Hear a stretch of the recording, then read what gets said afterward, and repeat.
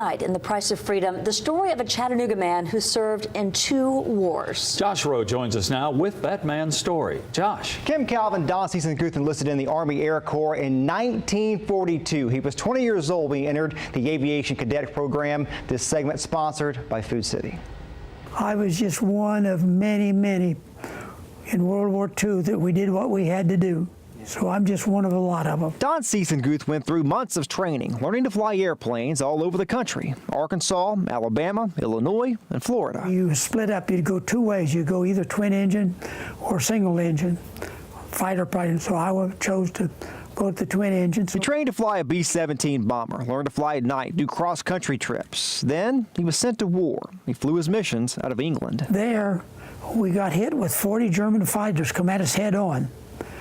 And of course that was a high rate of closure and real quick.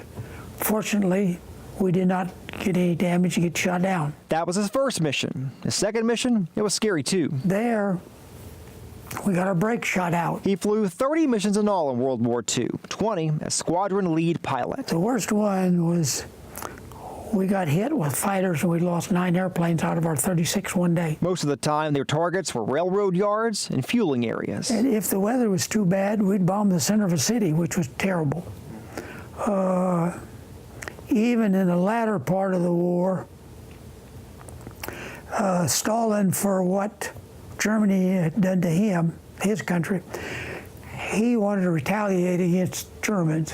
So he got Churchill to sign off on it, and he got the 8th Air Force, and the whole 8th Air Force went in and hit Dresden. The bombing of Dresden happened in 4 raids over 2 days. Statistics say there was like 30,000 people killed. Firestorm. It was terrible. But here again, I was on one of those, and of course we had no choice. We had to follow our orders and do what we was told. He flew a mission on Christmas Eve in 1944 over the Battle of the Bulge. They took flak and he was hit in the leg. He was in the hospital, recovered for 2 weeks, then right back in the plane. I don't know what this world would have been if the United States wouldn't have stepped in and won the war. Mr. Seesenguth got out of the military after World War II, got back in the military during the Berlin airlift, and flew top-secret missions during the Korean War. I had an airplane there that they kept an armed guard on day and night. For World War II and the Korean War, Don Seesenguth flew 562 total combat hours. I'm just one of a big group that do their job. I'm no special person. I don't want to be a special person.